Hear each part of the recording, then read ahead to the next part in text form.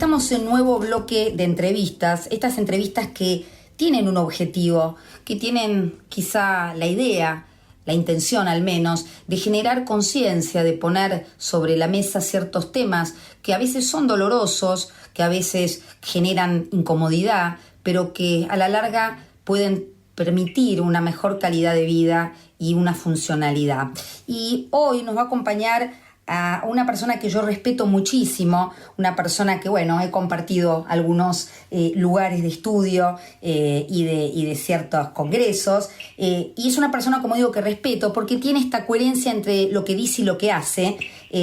Por eso para mí es un placer poder compartir esta conversación junto a Claudio Araya Vélez. Claudio es psicólogo clínico y doctor en investigación en psicoterapia de la Pontificia Universidad Católica de Chile. Él es docente. Su trabajo tiene mucho foco en todo lo que tiene que ver con mindfulness y compasión, en relación con los vínculos con contextos de vulnerabilidad psicosocial, y es instructor también de programas relacionados con mindfulness y compasión. Es también autor de varios libros, los cuales recomiendo: El mayor avance es detenerse, Mindfulness en lo cotidiano, Humanidad compartida, que vamos a hablar mucho sobre esto, y también coautor de libros como Presencia plena y Mindfulness día a día, el gozo de la práctica. Vamos a darle, antes de atacar con las preguntas, vamos a darle entonces la bienvenida a Claudio. Buen día, Claudio, gracias por este contacto. Buen día, Vanessa, un gusto hablar contigo hoy. Bueno, Claudio, teníamos ganas de hablar entonces porque me parece que hoy estamos como en un momento bisagra, así como hablábamos fuera del aire, en la pandemia, en esta necesidad de haberse aislado, en donde quizá este mismo aislamiento puso en foco lo importante de lo vincular, lo importante de lo relacional, puso en foco esta idea de que no existe el hombre solo, que el hombre necesita un otro para constituirse, para mirarse, para ser mirado. La pregunta que me gustaría que pueda escuchar de tus propias palabras es: ¿qué es la humanidad compartida en tus propias palabras, Claudio? Bueno, sí, comparto contigo que estamos viviendo un tiempo muy particular. Nos vino encima una crisis sanitaria y también tenemos una crisis en ciernes más amplia, ¿no? Climática. Yo creo que hay una crisis humana de fondo. Y bueno, la humanidad compartida, como la veo yo, es como la capacidad que tenemos los seres humanos de reconocer, de tomar perspectiva de que somos parte de una misma familia, de que somos seres humanos, que compartimos muchas cosas y que eso que compartimos nos hermana, nos hace semejantes. Tenemos una raíz común y también tenemos un destino común. Y se nos olvida esto, se nos olvida entre tantas diferencias que construimos, entre tantas disputas, entre tantas competencias, se nos olvida lo más obvio, que es que compartimos esta base común, esta sensibilidad y vulnerabilidad común. Y creo que en los tiempos que vivimos necesitamos recuperar esta perspectiva porque estamos viviendo crisis planetarias.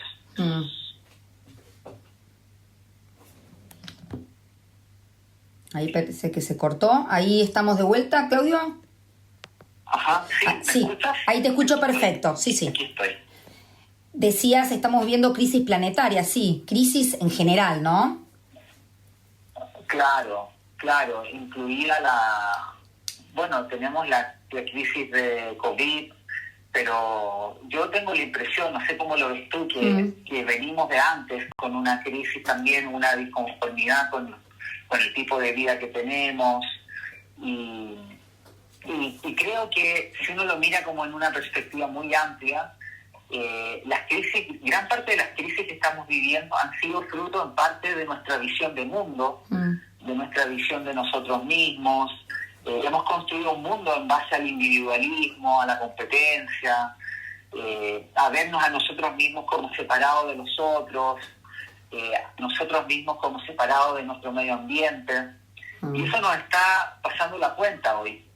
Y en parte creo que ahí la importancia de recuperar esta sensibilidad, que yo la veo como una habilidad, como una práctica que podemos como actualizar, que es la humanidad compartida, que es volver a sentir que somos parte de una comunidad humana, como los griegos lo llamaban ser ciudadanos del mundo.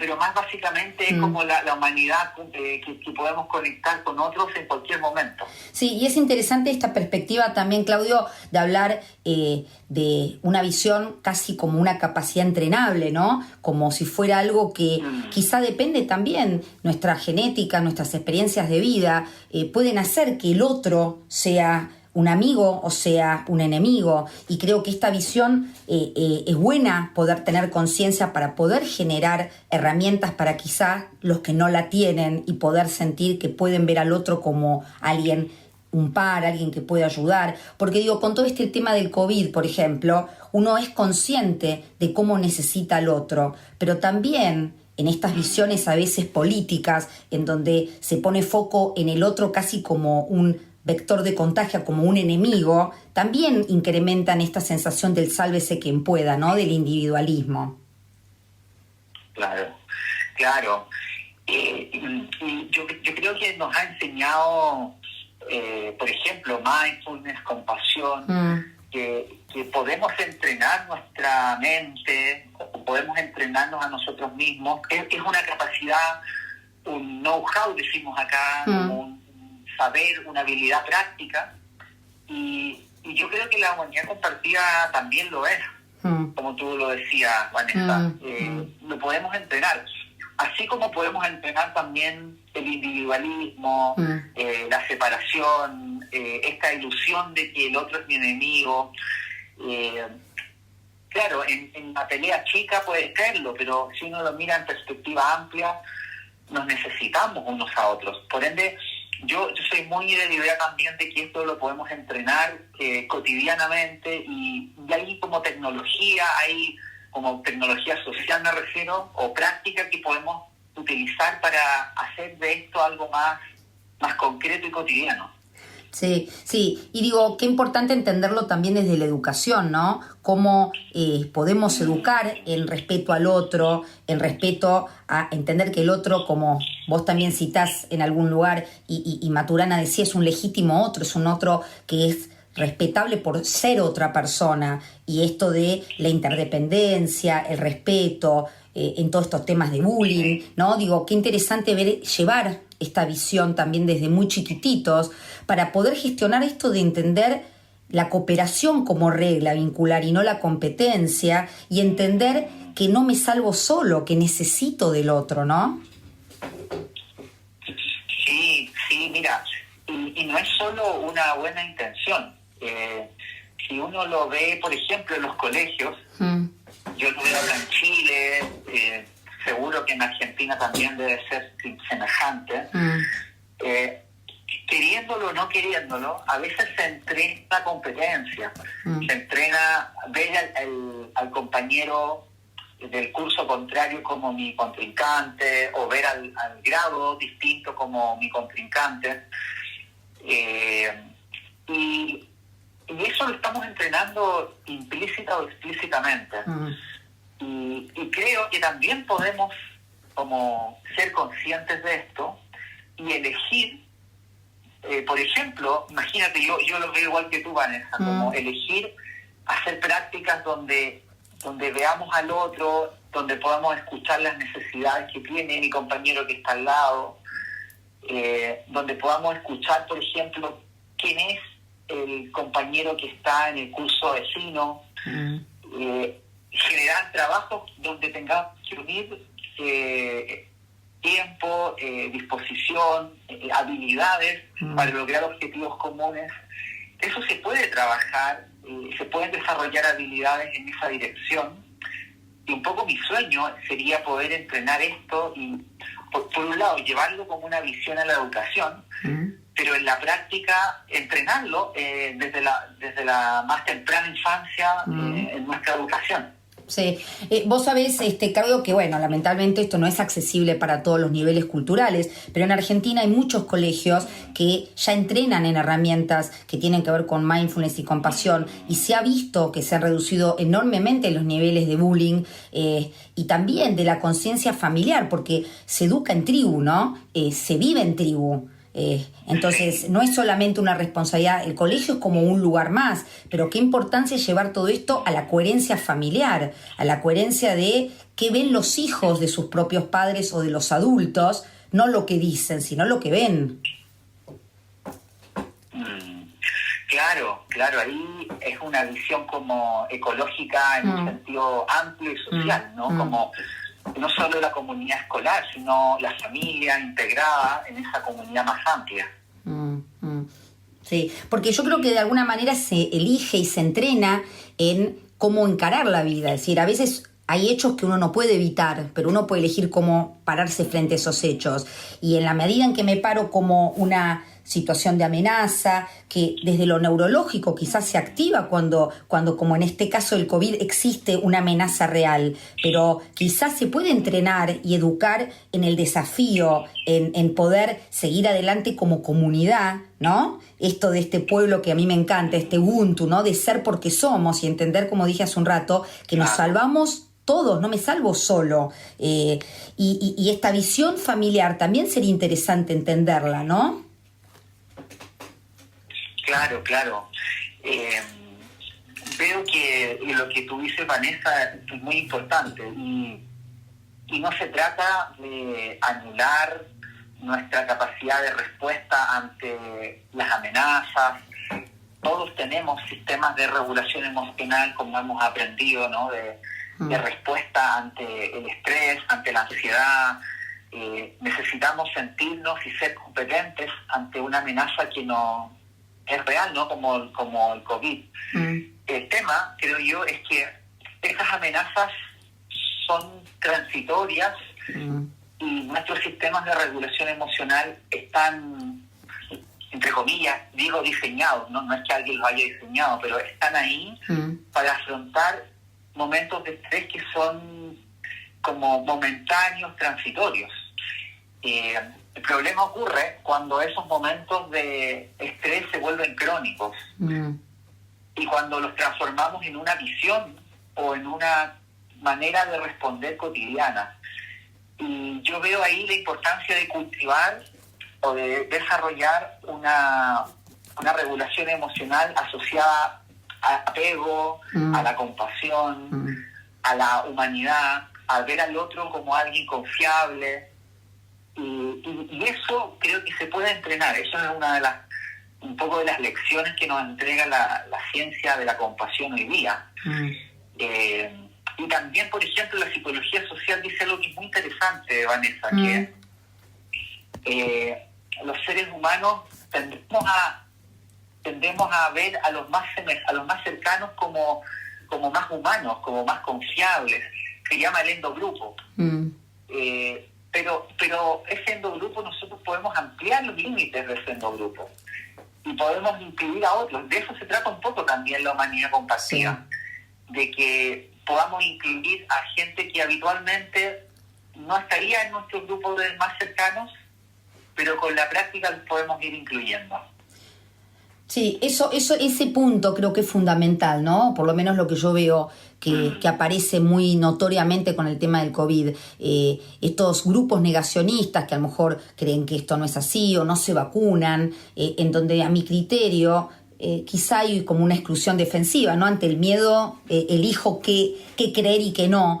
Pero lo que me parece interesante de este punto es no solo me cuido por mí o por la gente que quiero, sino me cuido por alguien que no conozco, por respeto a ese otro. Y eso es un poco lo que yo veo, lamentablemente, en este individualismo, en el individualismo como de endogrupo, ¿no? En el cuidado mío y de los míos, pero que hay mucho desdén y mucha ignorancia, ¿no? Ignorancia desde casi la no mirada de otros de los cuales no tengo ningún beneficio ni emocional ni utilitario, ¿no? Y eso es un poco quizá la preocupación de cómo gestionar y cómo generar compasión real, ¿no?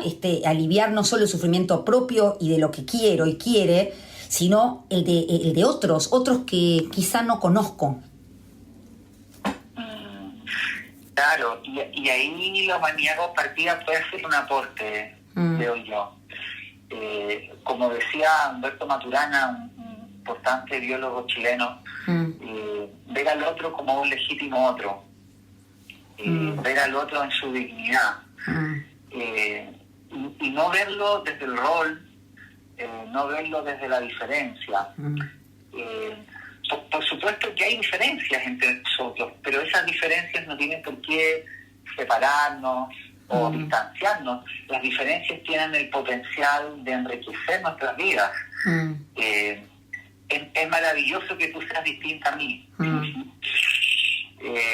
Y eso lo podemos como complementar. Tú haces cosas mejor que yo podría complementar con otra cosa, pero a la base de nuestras diferencias, en realidad, nuestras diferencias se sustentan en base a cosas que tenemos en común. Por ende, justamente en ese punto de que hay grupos y hacemos continuamente separación de un grupo con otro, y como tendemos a deshumanizar los grupos que no son como nosotros, ¿no? Como los demonizamos, los vemos como los malvados. Y si uno mira como fuera de las casillas, ¿no? Si nos sacamos un poco los casilleros en los que nos ponemos a nosotros mismos y a los demás, tenemos la posibilidad de conectar, por ejemplo, con cuáles son las necesidades, cuáles son los miedos, cuáles son los anhelos de los demás. Y cuando conectamos desde ahí también vemos que no somos tan distintos. Sí, yo creo que eso es una gran verdad y comparto este miedo que vos decís, ¿no? Este miedo que nos volvamos a olvidar que nos necesitamos unos a otros. Yo comparto este miedo y cómo podemos o cómo se puede en la práctica generar esta noción de comunidad, de tribu y no olvidarse que necesitamos al otro, ¿no? ¿Cómo lo podemos gestionar desde un lugar práctico, en la educación, en lo ecológico, en este término general? Sí. Mira, yo veo varios caminos, Vanessa, de lo micro a lo macro. Creo que es bueno partir por lo micro, por lo más cotidiano y lo más como posible de hacer a nuestro alcance, al alcance de cada uno. Por ejemplo, creo que una manera muy amable puede ser humanizar a las personas con las cuales nos relacionamos cotidianamente.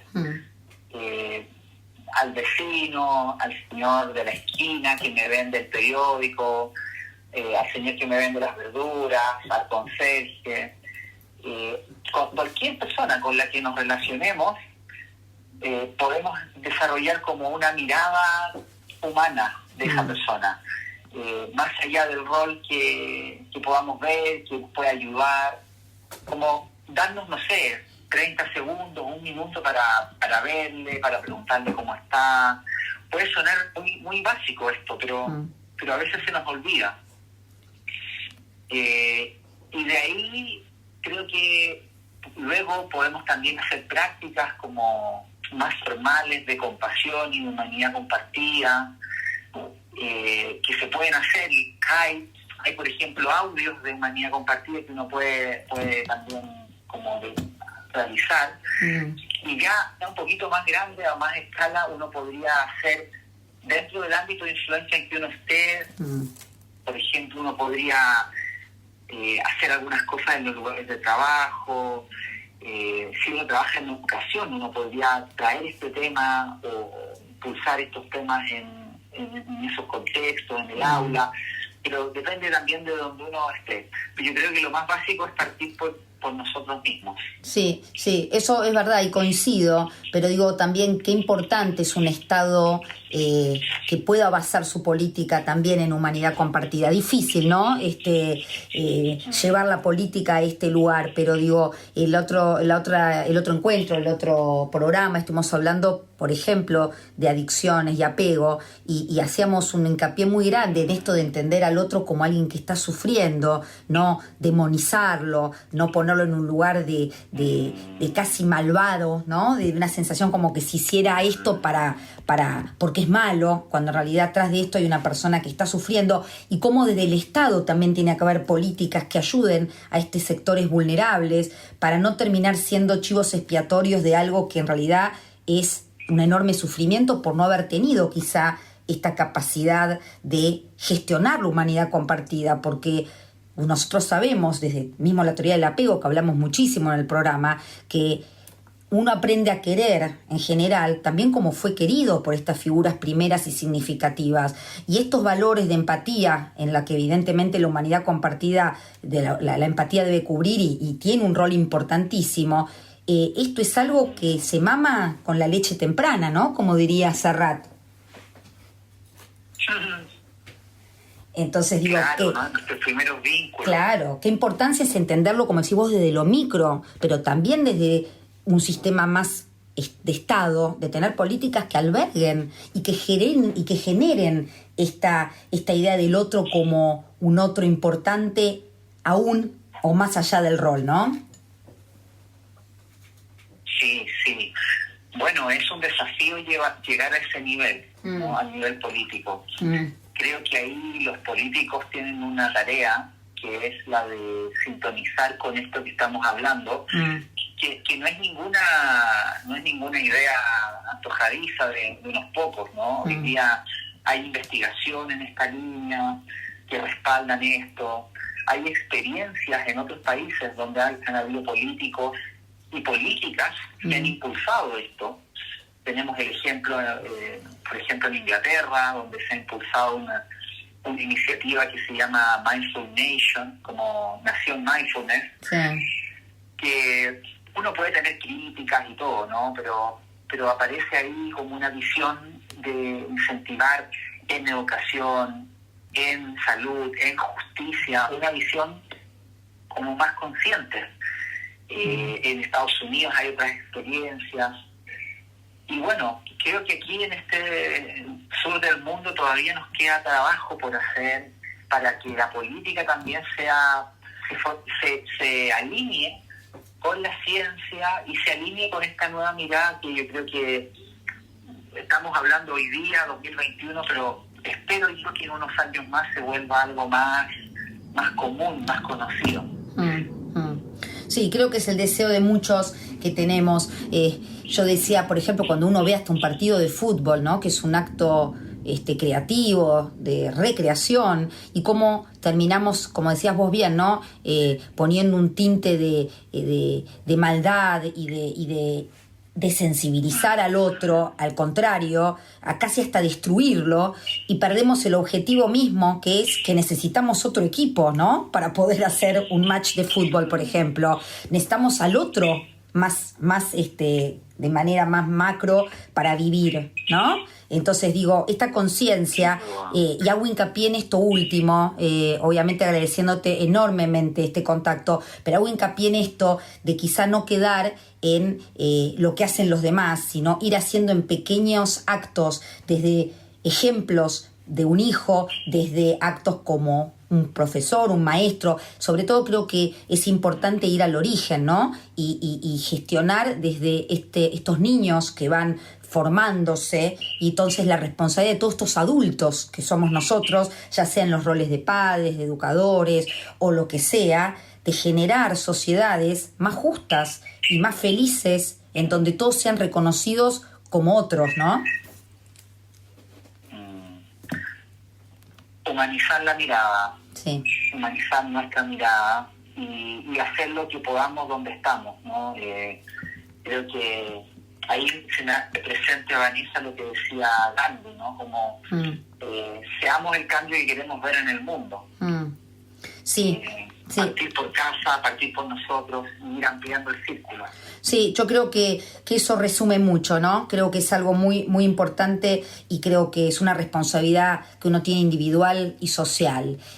Así que así sea, Claudio. Vamos a agradecerte enormemente este contacto y vamos a seguir también en comunicación para en algún otro momento poder conectarnos y poder poner luz a ciertos temas que a veces, como digo, incomodan, pero que a la larga son temas que creo que van a hacer que haya más bienestar, ¿no? Personal y también grupal, porque vean interrelacionados.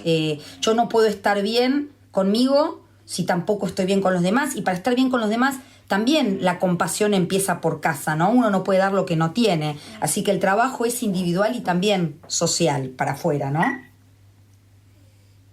Tal cual. Gracias por tu labor, Vanessa, y un gusto para mí conversar contigo hoy. Muchísimas gracias entonces, Claudio, y estamos al habla. Así es, un abrazo. Un abrazo. Estuvimos hablando entonces con Claudio Araya Vélez, especialista en estos temas que tienen que ver con mindfulness, con compasión y con este término tan rico que es el de humanidad compartida.